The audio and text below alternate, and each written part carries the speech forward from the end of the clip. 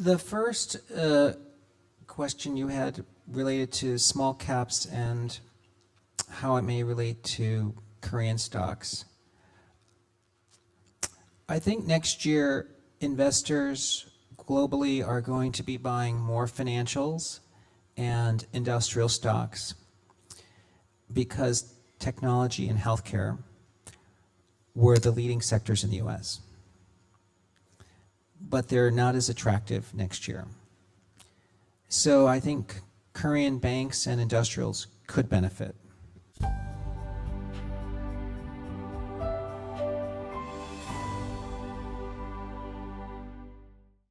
Your second question about stop losses and trading, that's not exactly what we guide our investors for.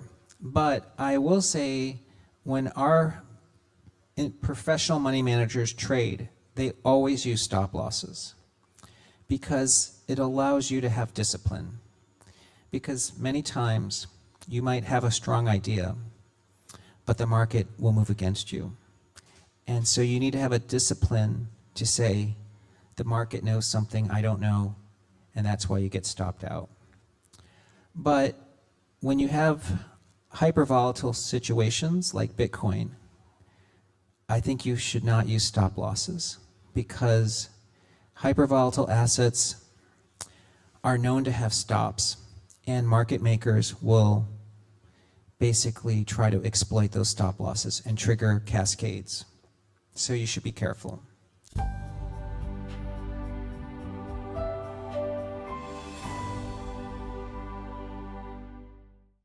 The third question was, what do foreign investors think about the Korean stock market?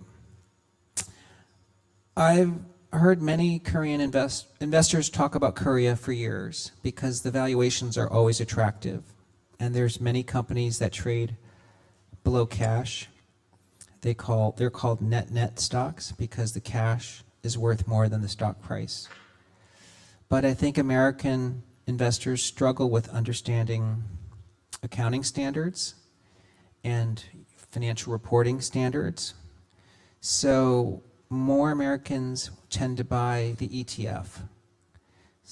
And of course, when they buy an ETF, they're buying market cap exposure, which means they're mainly buying Samsung. And of course, some Korean tech companies and consumer stocks.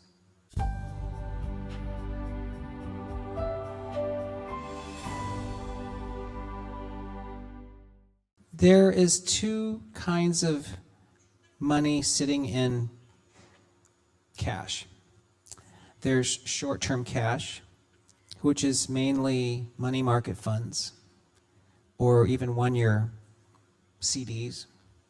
And then there's longer-term bonds. The money sitting in money market cash today is $7 trillion.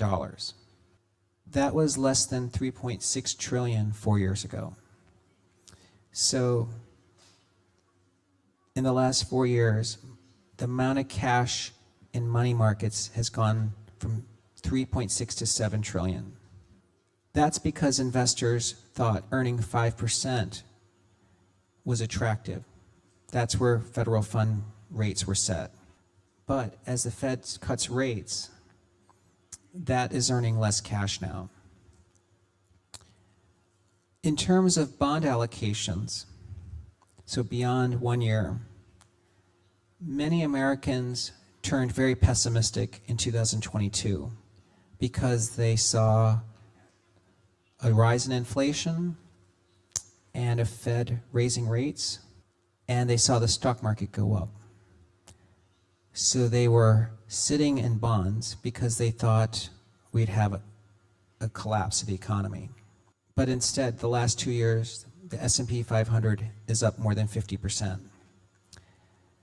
If the market doesn't go down next year, that money has to come out of bonds because the S&P rising 50% in 2 years is like 15 years of gains in the bond market. It's very expensive not to own stocks.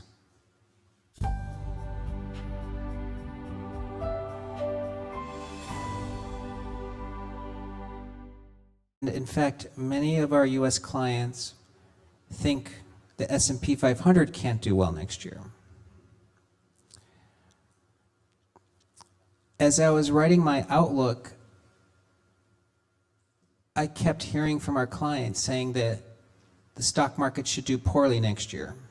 And even since we published our report, everyone has nearly said the same thing, that the S&P probably doesn't do well next year. This is why I'm starting to think maybe it does really, really well next year, because everyone expects it to do poorly.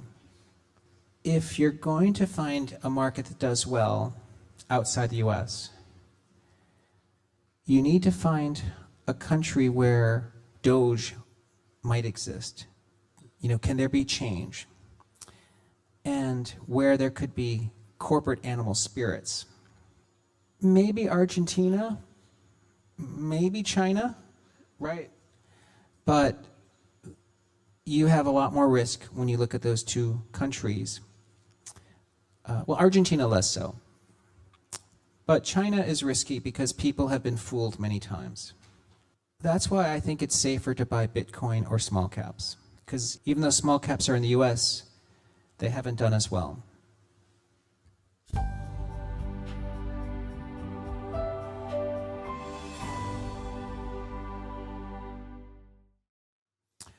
CrowdStrike is a leading cybersecurity provider.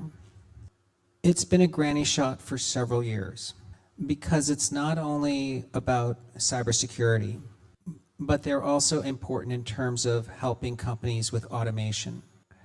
Their product is unique because it's installed in the BIOS of a computer.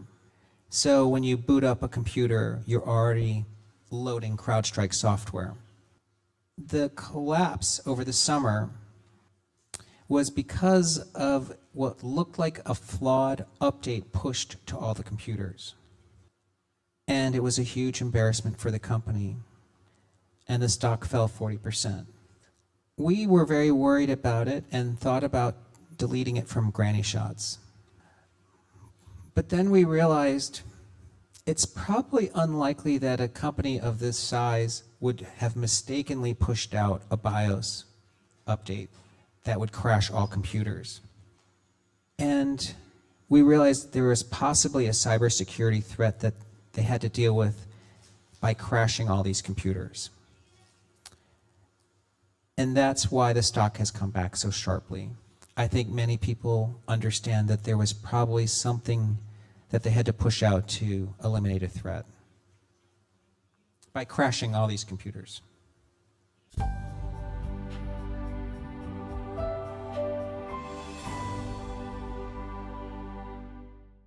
We recommend Bitcoin and other cryptocurrencies. Our head of digital strategy is Sean Farrell, and he believes 3 cryptos are core: Bitcoin, Ethereum, and Solana. During a bull run of crypto, altcoins can do much, much better than that. So those would be outside those 3. But those are trading strategies, and I would recommend you contact Sean Farrell for those recommendations.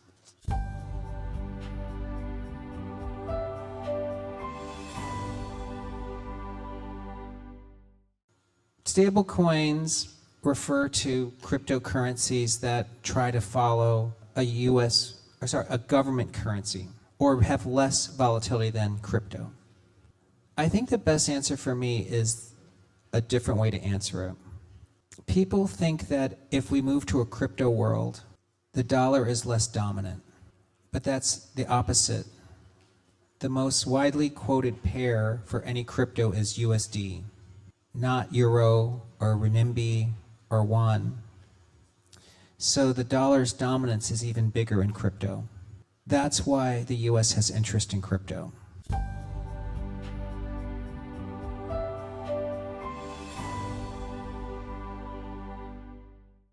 People are worried that quantum computing might break Bitcoin's encryption.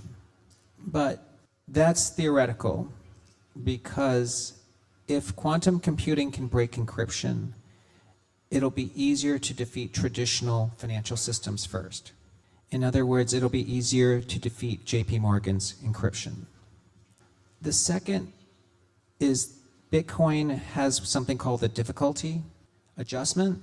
If quantum computing can solve the encryption puzzles faster, the difficulty level will adjust automatically. But that means all miners will have to use quantum encryption. So quantum is promising.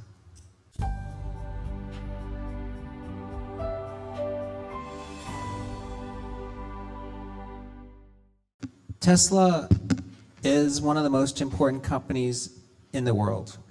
And I think it's in the process of being re-rated to reflect its lead in both AI and autonomous driving. Tesla, for many years, was popular with retail investors, but institutions were skeptical because they saw this as a car company. But Tesla is now doing many other things besides making cars. There's robots, and of course there's connected businesses like SpaceX and Neuralink, and there's the Boring Company. And all of these are businesses that are essentially harmonizing a lot of the efforts of Tesla. So to us, it still makes a lot of sense to own. And it's been a granny shot since 2019.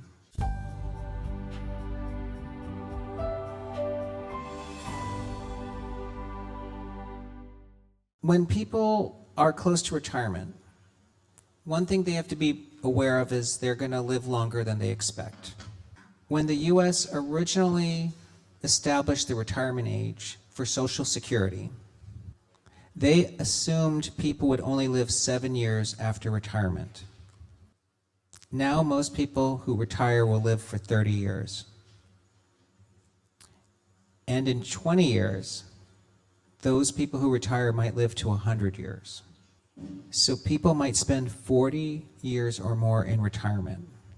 They face a lot of risk if they only have bonds, because inflation could rise or the currency could collapse. That's happened famously to people in many countries. This is why retirement recommendations will probably show more allocation to equity and cryptocurrencies. And BlackRock even now recommends 2 to 3% for every portfolio. And believe it or not, pension funds have been decreasing their stock allocations, but their funding deficits are becoming bigger.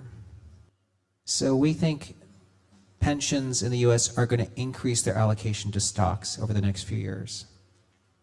And I think individuals should follow that as well.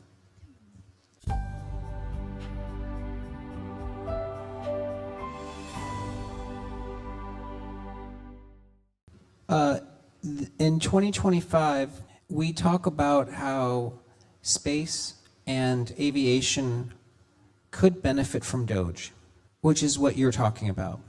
Stocks like Archer Aviation or rockets could be very attractive next year because these are private sector solutions to government spending that was misallocated. And let me explain. Prior to 2010, almost all space travel and spending was done by the government. But SpaceX has revolutionized how the private sector is involved with space. And now drones and the drone makers are making better equipment than traditional defense companies. So there are many opportunities there.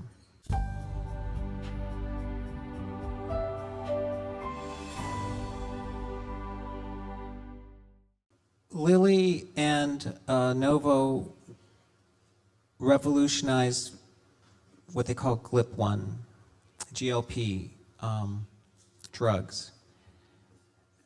And now they're finding these drugs treat addiction and a lot of other problems. But there are also many peptide companies that are developing new drugs. And this means there'll be more options and lower prices. and even other ways to get it delivered instead of injections. So I think you should just watch the space carefully because there will be opportunities.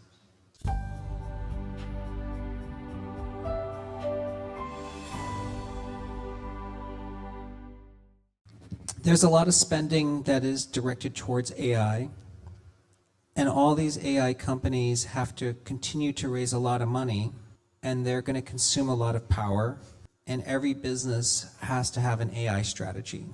So I think it's still going to be relevant as a sector. But in 2025, we think that many of the applications is where there could be some innovation. So it's probably more software versus hardware. The other thing to keep in mind is AI is creating a lot of dilemmas for businesses. You're seeing, for instance, both Elon Musk and Mark Zuckerberg protest OpenAI becoming a for-profit company because AI without ethical boundaries is quite dangerous. And I think that's what we could be seeing next year, is that outside the US, the AI capabilities are improving, but without ethical boundaries. And so there may be efforts in 2025 to create guardrails or protections or even limits of capabilities. And again, that's a benefit for software providers.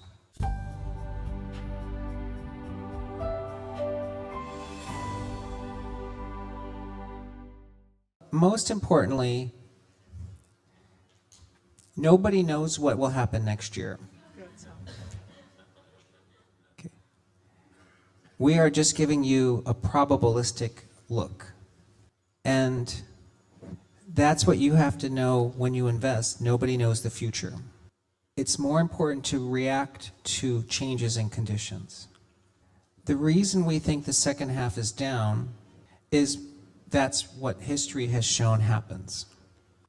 But if the first half is much stronger, and in the next 6 months, there could be many fundamental changes, that could negate all of our second half views.